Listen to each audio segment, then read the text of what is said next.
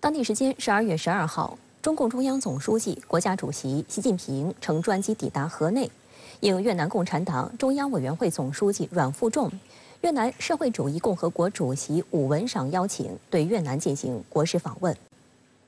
河内内排国际机场，400多名中越各界代表手持两党两国旗帜，翘首以盼，热烈欢迎习近平总书记、国家主席和夫人访问越南的红色横幅格外鲜艳夺目。习近平乘坐专机抵达时，越南总理范明政、越共中央政治局委员、中央书记处书记、中央内政部部长潘廷卓、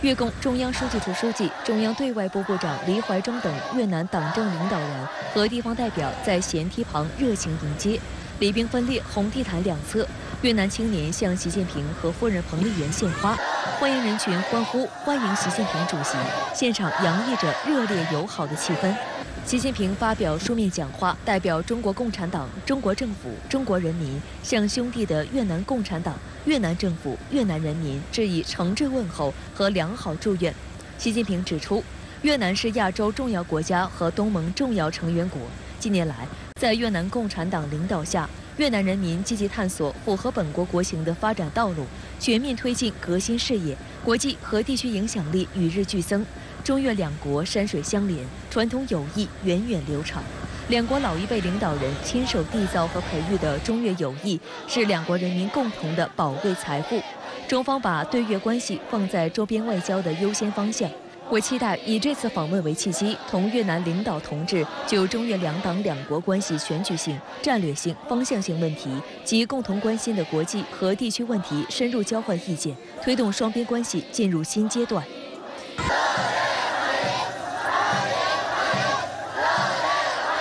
习近平乘车从机场赴下榻饭店途中，中越两党两国旗帜迎风飘扬。红色横幅上写着“中越友谊万古长青，越中情谊深，同志加兄弟”。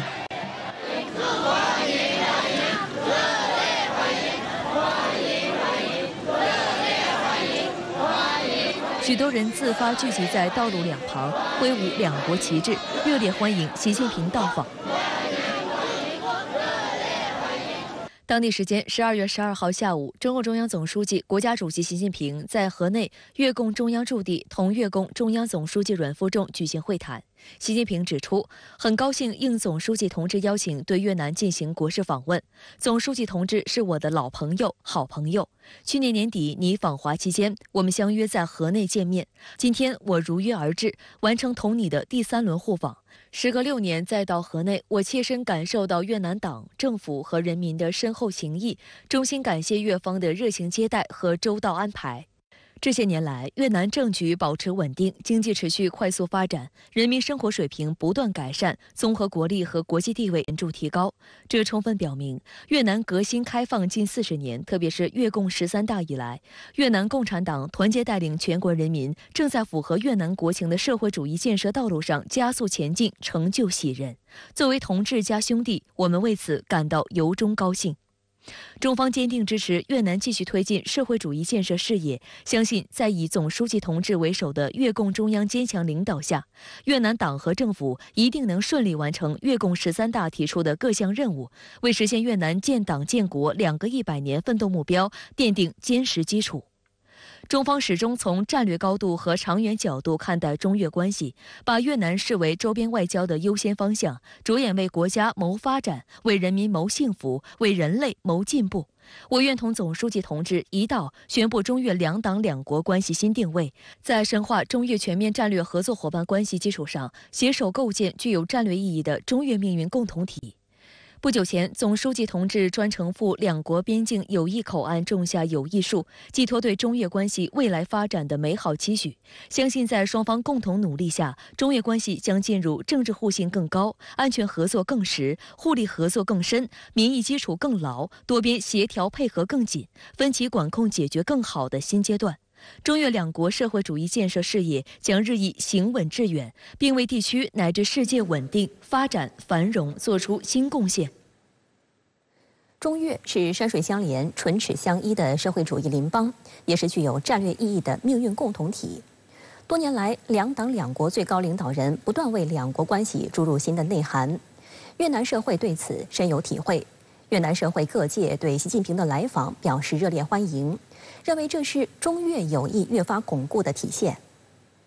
越南国家通讯社越通社在报道中强调，12月12号下午，越共中央总书记阮富仲和夫人按照最高规格礼遇主持仪式，欢迎中共中央总书记、中国国家主席习近平和夫人访越。除了阮富仲，还有来自越南党政系统的12名高官到场迎接。首都河内众多儿童和市民热烈欢迎习近平总书记夫妇及中国党和国家高级代表团到访。这次习近平主席来访恰逢越中建立全面战略合作伙伴关系15周年，此访将成为越中关系的新里程碑。越南驻中国大使范兴梅对越南媒体表示，这次是习近平第3次以中国共产党和国家领导人的身份访问越南。他强调，近期在双方的共同努力下，总体上看，越中全面战略合作伙伴关系继续保持稳定发展势头，取得许多重要成功，双边高层接触频繁，有助于增进两党两国之间的政治互信。中国驻越大使熊波近日接受越南媒体采访时表示，中越双方的政治互信持续深化。去年阮富仲总书记访华以来，今年两党的高层保持了非常紧密的沟通。越南国家主席武文赏出席了第3届“一带一路”国际合作高峰论坛，范明政总理出席在天津举办的第14届夏季达沃斯论坛和今年9月份在南宁举行的第20届中国东盟博览会等。这次访问必将在中越全面战略合作伙伴关系15年的深厚积累的基础上，进一步确定新时代两国关系的新定位，明确两国关系下一步发展的新方向，为两国在各个领域的合作开辟新前景，为两国关系的持续发展注入新的动力。时隔6年，习近平再次访越，越南社会各界热烈期待。越共胡志明国家政治学院国际关系研究所副所长陶玉宝博士认为，习近平对越南再次访问，表明了越中两党两国和两国人民的关系正在不断向前发展，充分体现了两国关系的睦邻友好、全面合作、长期稳定、面向未来的精神。此访也将为推动双边经贸合作朝着平衡、可持续方向发展注入新动力。越南青年报表示，近年来越中关系保持积极发展势头，取得许多重要成果，双方在各领域务实合作，取得许多可喜进展，合作质量日益提高。据越南之声广播电台报道，习近平此访将深化越中关系发展。此外，越南多家主流媒体，包括越南人民报网、越南加新闻网，纷纷对习近平对越南进行国事访问的消息进行报道，希望越中经贸合作保持蒸蒸日上，展现更多合作的韧性与潜力。年终岁尾，中国元首外交再起航。今年是中越建立全面战略合作伙伴关系15周年，两国社会对习近平访越推动中越关系再迎新定位、再上新高度充满期待。习近平在越南人民报发表的署名文章提到，中越要构建具有战略意义的命运共同体，除了两国关系定位有望提升，中越深化合作成果也同样可期。12月12号，在赴河内对越南进行国事访问之际，习近平在越南人民报发表题为“共建具有战略意义的中越命运共同体，开启携手迈向现代化的新篇章”的署名文章。习近平指出，不管国际风云如何变幻，中越两党两国共守和平安宁，共谋发展合作，共创繁荣富强，走出一条共建人类命运共同体的阳光大道。习近平曾多次强调，中越是具有战略意义的命运共同体，而在这篇署名文章中，习近平还强调，今年我同阮富仲总书记密切互动，共同从战略高度和长远角度擘画新时代中越关系蓝图，推动中越关系确立新定位，迈入新阶段。实际上，外交部发言人毛宁12月11号回答记者提问时明确表示，志同道合、命运与共是中越关系最鲜明的特征，双方提升关系新定位是顺应大势、水到渠成。站在新的历史起点，双方将按照高层的共识，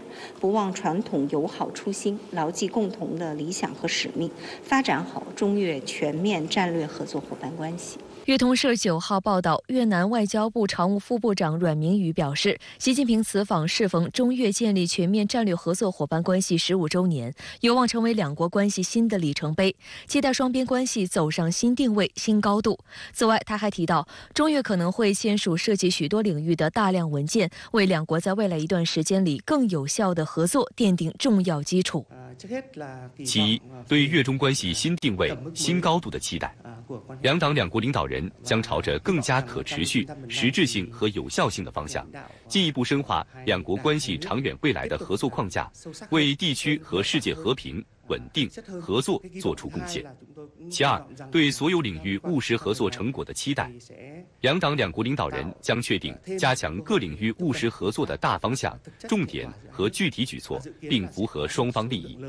其三，对此次访问向各部委、行业和各界人士的溢出效应的期待。观察指出，中越关系不断深化，体现在两国政府间交流范围越来越广泛。根据中国外交部的吹风，习近平此访期间，双方将聚焦政治、安全、务实合作、民意基础、多边、海上问题6大领域。外界分析认为，习近平此访将为中越关系提质升级注入强劲动力。我个人判断就是可能在2个方面会有所突破。第一个，双方携起手来，共同建设、共同构建具有战略意义的中越命运共同体。第二个就是继续提升，全面战略伙伴关系已经是越南对外合作关系的最高层级，但是在我们中国不是，我们还有新时代全面战略协作伙伴关系和全天候战略伙伴关系。那可能是在这2个方面会有一些突破。经贸合作是习近平此次越南之行的关键词之一。2022年，双边贸易额达到2349.2亿美元。中国连续多年是越南最大贸易伙伴，越南是中国在东盟最大贸易伙伴。中越贸易占中国与东盟贸易的25%。中国海关统计数据显示，今年前11个月，中越进出口总值达1.45万亿元人民币，同比增长3.6%。其中11月份更达到1619.2亿元，同比增长12.5%，增幅创月度历史新高。越南也是近来一些媒体炒作供应链转移叙事中的焦点，但实际上，中越产业链供应链合作日益紧密，有益于双方。数据显示，今年前11个月，中越两国中间产品进出口总值达1.01万亿元，占总贸易额的69.8%。分析认为，中越两国经济实际处在不同的发展阶段，这决定了两国开展经贸合作具有得天独厚的互补优势，互补性远远大于竞争性。中国企业在越南的基础设施和产业投资切实提升当地民众福祉。根据越方统计，在过去15年里，中国对越南的投资额增长逾9倍，达到250亿美元。由中企修建的河内轻轨2号线穿城而过，缓解沿线交通拥堵，成为城市新地标。日经亚洲日前还援引消息称，中越领导人将讨论升级连接昆明和越南海防的铁路，以提高运营效率。该铁路目前在两国内部使用不同的轨距。日经报道披露，这个合资项目将会纳入“一带一路”倡议。此外，两国人文交流也日渐活跃。2021至2022学年，有2.7万名越南学生在华学习。11号的例行记者会上，有记者向外交部发言人毛宁提问称，中方愿意协助越南升级广西至河内的铁路交通，并加快两国间其他跨境铁路建设。毛宁回应说，中越合作给两国人民带来了实实在在的利益，双方都有意愿进一步拓展有关合作。那么这一次习近平主席对越南的访问，相信会就进一步深化两国的合作交换意见。请你关注后续的访问的情况和中方发布的消息。越南在作为这个产业链转移的一个重要承接点之后呢，他意识到自己的交通基础设施建设是远远不配套的。那么他把这个交通基础设施建设当成了他国家战略发展的3大突破口之一。越南在跟中国进行交通基础设施合作方面走进了一个实质化的阶段那第二个层面呢，就是交通基础设施的一个合作，实际上在为其他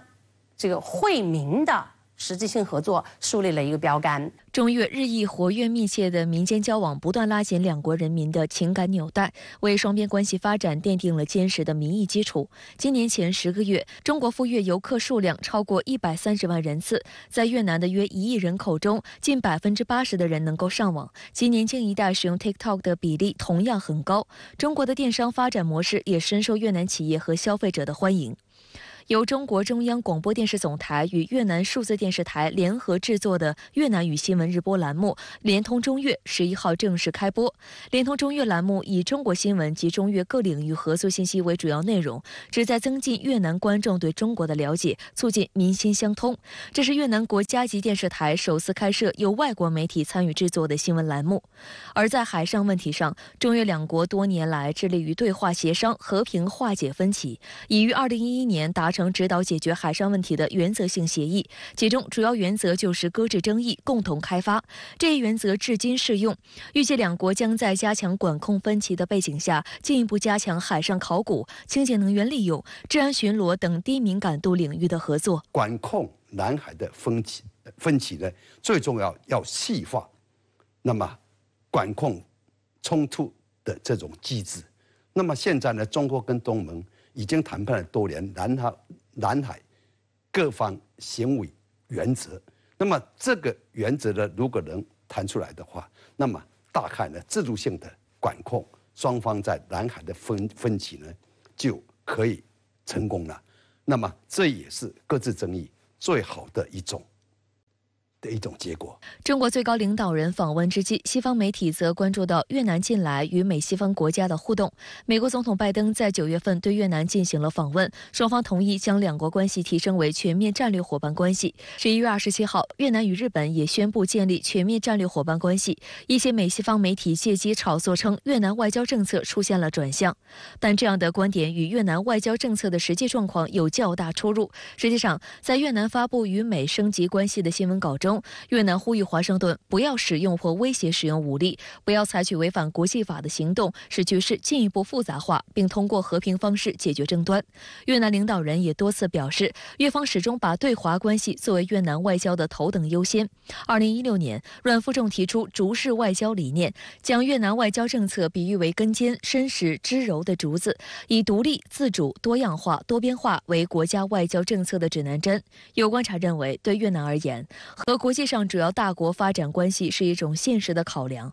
中越元首外交引领作用很强，两国还有党际交流的独特优势，两国政府间多层级进行战略和政策的沟通也十分广泛。在越南看来，中国是最大的贸易伙伴，美国是最大的出口市场，中美两国也是世界上经济总量数1数2的大国强国。越南需要同时发展对美对华的友好关系，这是越南基于历史经验的做法，也是东盟国家的共识。实际上，东盟成员国均采取了大国平衡的策略，这有利于他们从与大国的交往中获利，而不会做出选边站的举动。最重要，我们要保持平常心，不要轻易过分夸大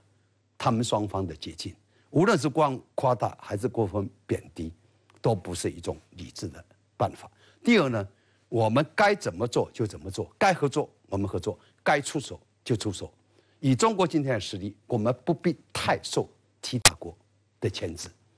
而且其他大国是域外国家，我们跟越南是近邻，我们跟越南发生什么样的关系，不必太看其他国家脸色。中共中央总书记、国家主席习近平已应邀开启对越南的2天国事访问，下午在河内与越共总书记阮富仲会谈。那么，管先生，您对这次重要访问有何特别观察呢？好的，主持人。那么这次国事访问呢，它虽然只有短短的2天，但是呢，着实意义重大，影响深远，堪称是中国全方位大国外交在岁末上演的最重头的戏。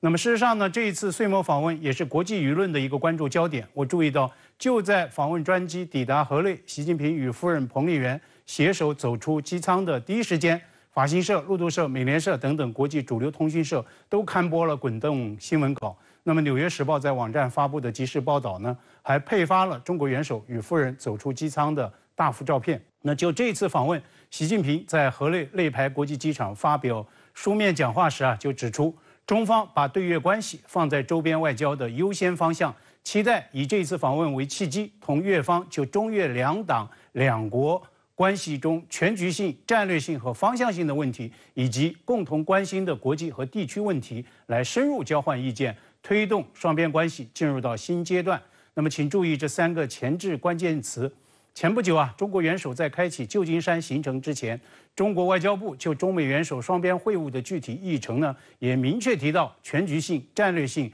方向性的这个问题。这实际上也在见证中越两党两国关系的深度与广度，见证中方对这一次访问的高度重视与投入。下午在与越共总书记会谈时啊，习近平特别谈到去年底在北京与阮富仲许下的和类之约，那么强调今天如约而至，完成了第3轮的互访。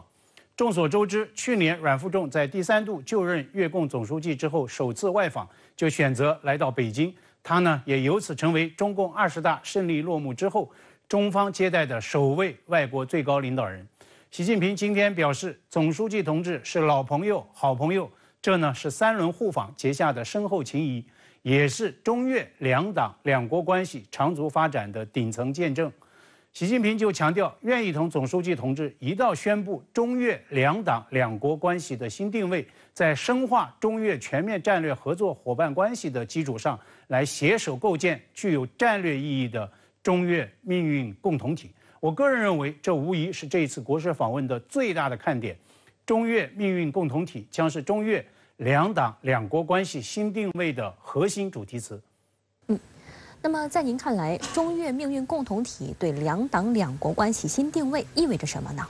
可以这样说，中越两党两国深入讨论全局性、战略性和方向性问题，以及共同关心的国际和地区问题，它所见证的正是中越两党两国关系的新定位，达成共识与成果所指向的，也必然是两国两党所共同确认的中越命运共同体目标。众所周知，今年是中越建立全面战略伙伴关系15周年，而全面战略伙伴关系呢，是越南国别外交中层级最高的一种安排定位。今年，美国总统拜登以及日本首相岸田访问越南，都和东道国共同宣布构建美越日越全面的战略伙伴关系，也曾经呢引起国际社会和媒体舆论的广泛关注。那么这样看来，中越两党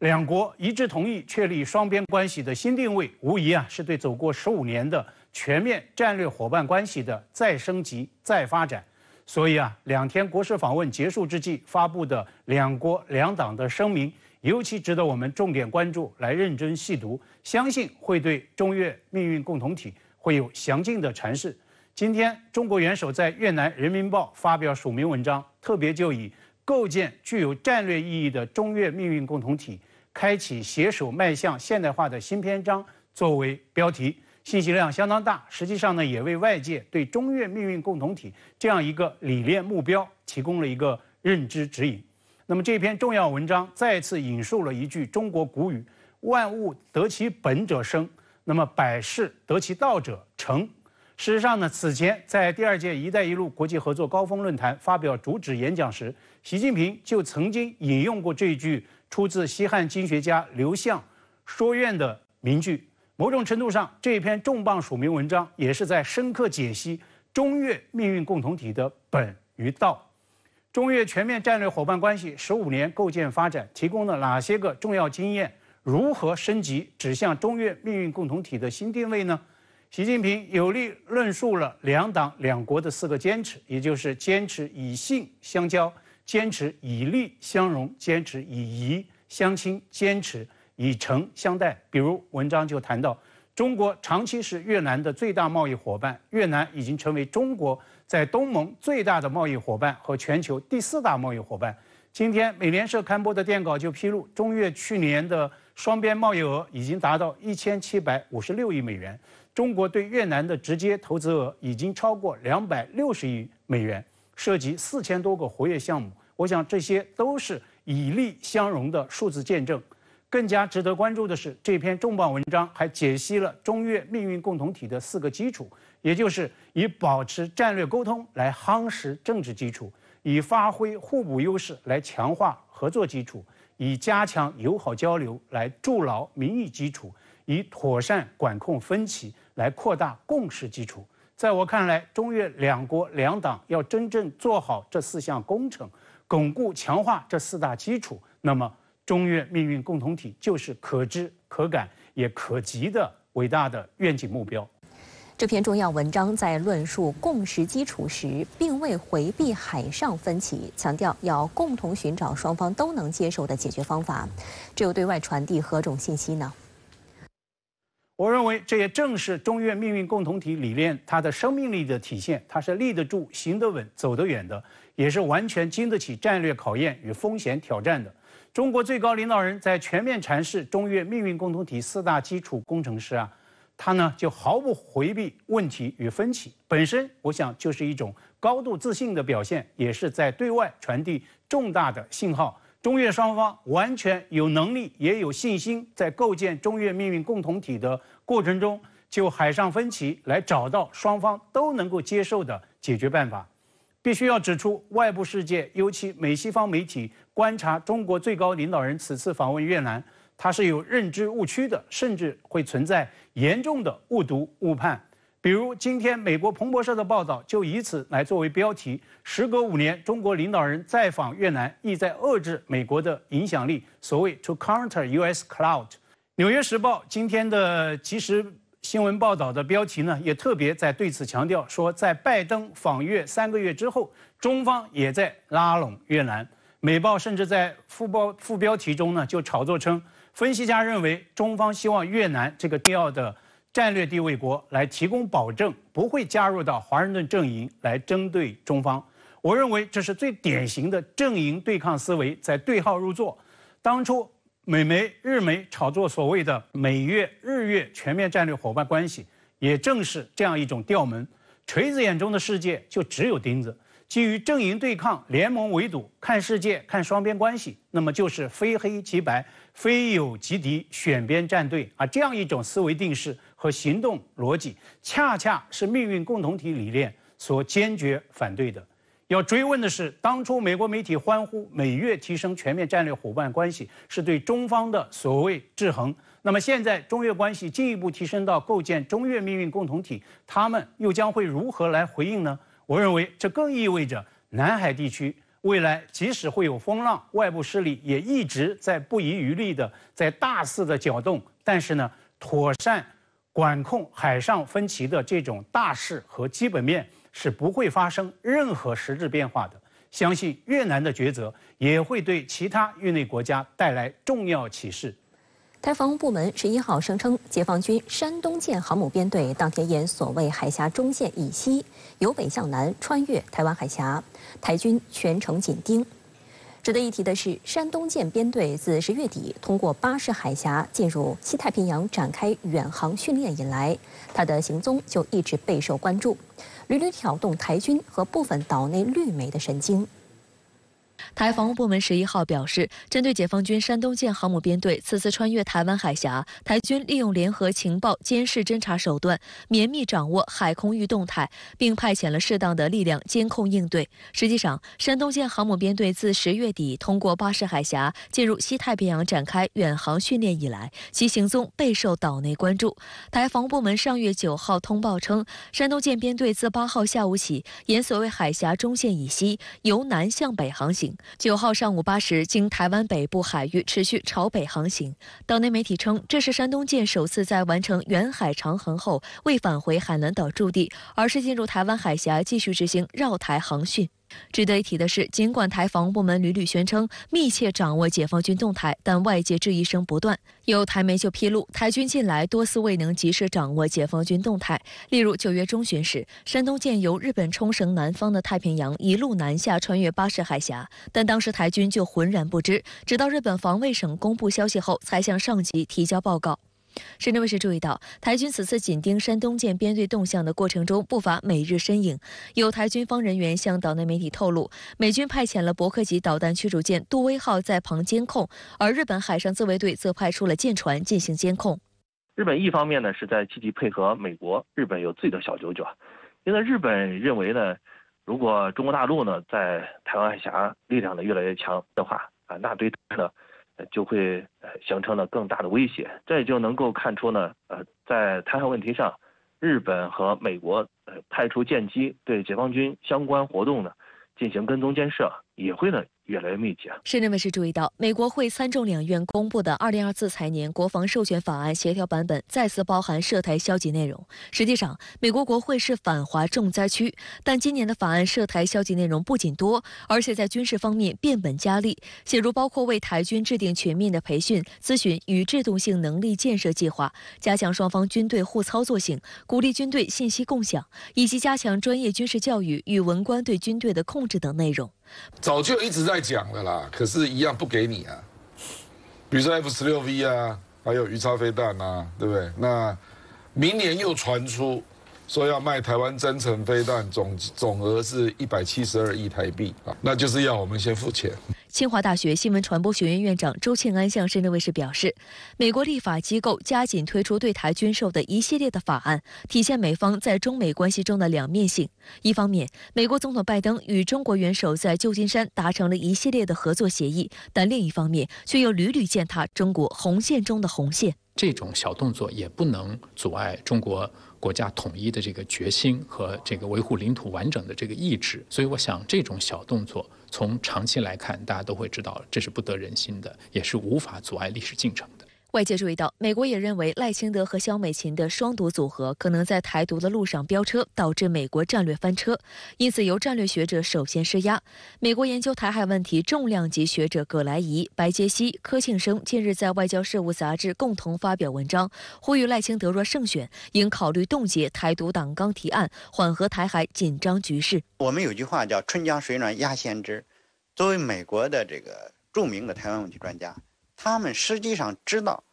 台湾问题的症结在哪里，台海地区这个形势不稳定的根源在哪里。那实际上就是由于民进党它有一个台独党纲。文中还画出红线，表示不管谁当选下一任台湾地区领导人，应该避免做出挑衅举动，例如进行更改台湾名称投票、修改领土范围等谋求台独的小动作。而且你进去看一下这篇文章，绝对不是什么断章取义片段的问题，因为他除了讲到台独党纲之外，他还提到这个美国对台政策的边界，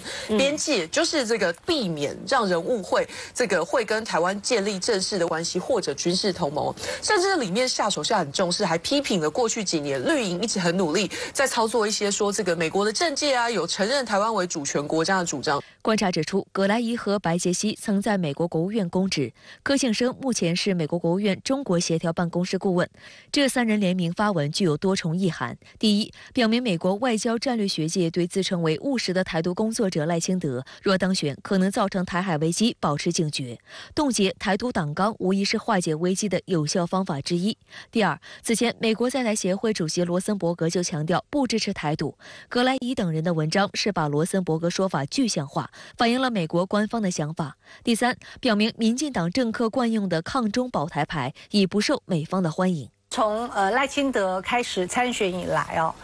不管是透过一些学者智库或者是一些外媒，那么美国的依赖论一直是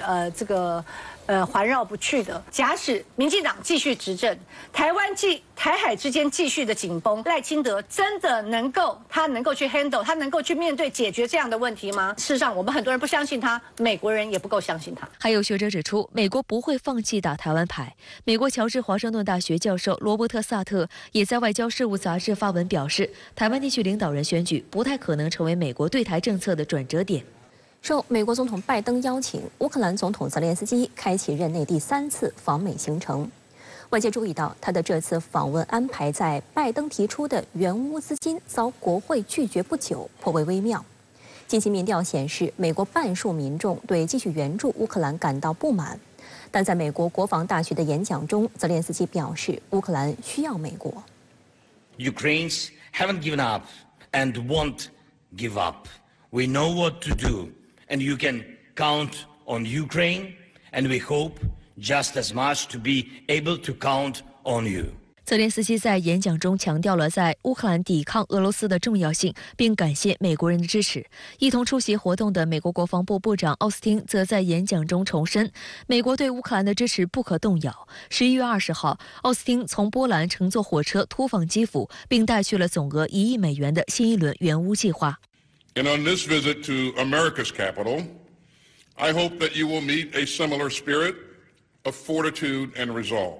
根据美国白宫公告，泽连斯基与拜登12号在白宫会晤，双方将重点讨论美国援助的事项。乌克兰总统办公室方面透露，两国总统将讨论武器和防空系统的生产。泽连斯基此次访问的时间点颇为尴尬。1周之前的12月5号，他原定对美国国会参议院的一次演讲，在最后一刻被临时取消。突然取消约定好的元首议程，在美国国会历史上十分罕见。档案2天之后才揭晓。12月7号，美国国会参议院拒绝将一项价值数十亿美元的援乌资金列入讨论程序。分析认为，泽连斯基这次改为向美国国会全体成员演讲的方式，来试图打动负责拨款的参议院。此外，他还将与美国国会众议院共和党籍新议长麦克·约翰逊和共和党领袖米奇·麦康奈尔进行私人会晤。此前，约翰逊和其所处的共和党以美国边界安全需要做出重大改变为由，阻止了对乌克兰的援助。其实，美国对乌克兰军事援助在国会议题之间其实是存在着很大的不确定性的。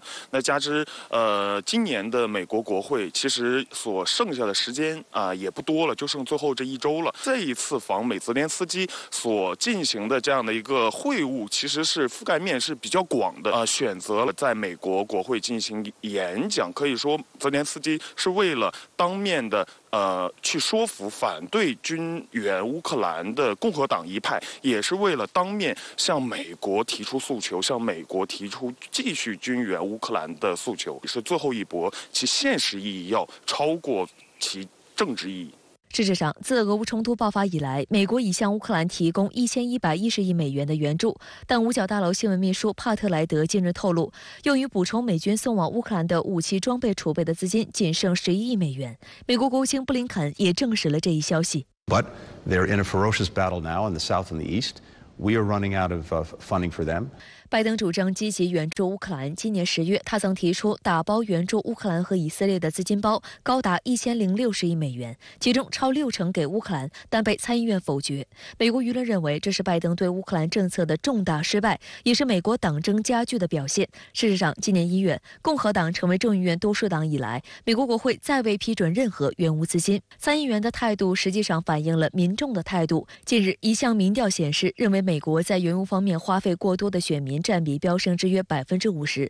大多数受访者认为美国不应增加对乌援助。共和党参议员万斯在电视节目中表示，现在已经没有美国人相信乌克兰会在这场冲突中获胜。Everybody knows, everybody with a brain in their head, Jake, knows that this was always going to end in negotiation. The idea that Ukraine was going to throw Russia back to the 1991 borders was preposterous. Nobody actually believed it. So what we're saying to the president and really to the entire world is you need to articulate what the ambition is. What is $61 billion going to accomplish that $100 billion hasn't? 值得注意的是，欧洲同样陷入援乌疲劳。14号将召开欧盟峰会，但会前欧洲舆论认为，价值500亿欧元的援乌计划以及开启乌克兰入盟谈判2项议程都很大概率将遭到否决。英国广播公司的报道指出，美国对乌克兰态度的转变让欧洲盟友的援乌信心也备受打击。德国《明镜周刊》在11号的报道中还指出，在欧洲经济不景气、俄乌冲突又久拖不决的情况下，一些欧盟国家倾向于越发理解普京。在美国与欧洲盟友的支持摇摆不定的情况下，乌克兰国内也出现了明显裂痕。11月民调数据显示，乌克兰人对泽连斯基的信心已经从高峰时的超过90%降至32%。有当地媒体表示，美国援乌资金约占该国财政支出的1/3，而随着欧洲也跟随美国在援乌态度上越发犹豫，将令泽连斯基的支持率进一步下跌。当前的俄乌局势是陷入了一个僵局当中。我们来谈论乌克兰和俄罗斯胜和负，其实已经没有太大意义了。未来俄乌冲突的走向可以预见的是，俄罗斯会坚守乌克兰战场，以达到他在乌克兰战场上的战略目标。会逼迫乌克兰或者说美国和欧洲重新的回到政治对话、回到和平谈判的这个桌子上，来逼迫美国和欧洲进行在乌克兰危机上的让。乌克兰总统泽连斯基访问美国与拜登会晤，并将在参众两院发表演讲。那您有什么样的观察？泽连斯基这次美国之行能收获什么支持呢？巴以冲突对乌克兰已经产生了比较大的冲击。一个呢是国际舆论的焦点从乌克兰转向了加沙，这是自俄乌冲突爆发之后没有出现过的现象。乌克兰的大反攻没有取得预期的成果，这使得美国国内对于援助乌克兰呢有了不同的声音。美国提供了上千亿美元的援助，但依然是个僵局。再提供更多的援助就能够改变格局吗？对乌克兰以及泽连斯基的质疑声音也在增加，尤其是美国两党在预算和财政问题上相互较劲，援助乌克兰的款项与美国边境管控以及美国的大选搅到一起去了。这意味着援助乌克兰这个事情跟美国国内政治议程捆绑了。需要明确的是，拜登总统和他的团队一直表示对乌克兰的援助承诺是坚定的，但是拨款权是在众议院，而且是共和党占多数。这种情形呢，多少跟冷战前的形势有点类似。拜登政府要兑现承诺，就要说服国会，那要怎么去说服呢？当年范登堡给杜鲁门出的主意就是要吓唬国会山上的议员们。现在拜登团队呢，也基本是这么个套路。他们的说法是，如果不支持乌克兰，普京就会赢，下一步俄罗斯就会进攻北约，威胁到美军及其盟友的安全。白宫行政管理和预算办公室主任还打感情牌说，如果普京控制了乌克兰，接下来会发生什么呢？北约国家还有我们的儿女都有可能成为更大冲突的一部分。国务卿布林肯也从另外一个角度表达了支持乌克兰就是支持美国自己的观点。他说，援助乌克兰的资金90%以上留在了美国国内，因为武器弹药的生产都是在美国国内。泽连斯基也需要亲自做美国议员的工作，这大概是访美之行的核心目标。此次泽连斯基不仅访问了美国，而在之前他还出现在了阿根廷总统的就职仪式上。对这样的安排您怎么看呢？俄乌已经陷入了持久的消耗战之中，无论乌克兰的战略反攻还是俄军最近发动的攻势都没有取得突破，这种状态大概还会持续一段时间。在僵持和僵局之下，每一方都面临着内外挑战，稳定自己的阵脚，鼓舞士气，扩大国际统一战线，就成为了泽连斯基和普京的主要工作。普京最近也是旋风式的访问了中东，在莫斯科会见了伊朗总统莱西。而泽连斯基则访问了阿根廷，出现在美国国防大学。泽连斯基访问拉美，其目标呢，主要是争取全球南方的支持。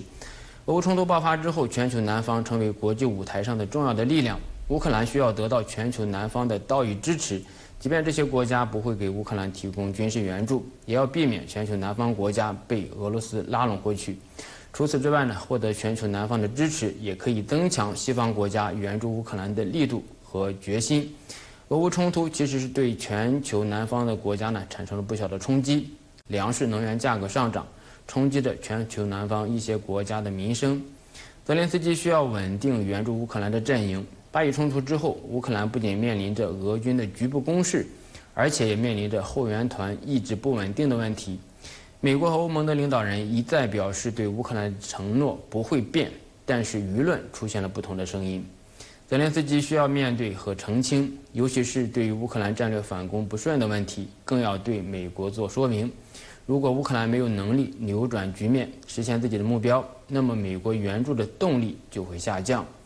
在僵局之下，俄乌的舆论战场更加的热闹。无论泽连斯基还是普京，都追求胜利，都需要鼓舞士气。普京总统最近表示说，乌克兰的资源正在耗尽，他们没有自己的基础和意识形态，没有自己的产业，自己不能生产任何东西，因此没有未来。而俄罗斯的国防生产能力不断的增强，提升了产能。泽连斯基则认为，普京将俄罗斯的经济和社会转向了战争轨道。最近一段时间，关于乌克兰国内政局震荡以及俄乌军方高层谈判的消息不断的出来，这也进一步说明了僵局之下的舆论战、心理战更加的活跃。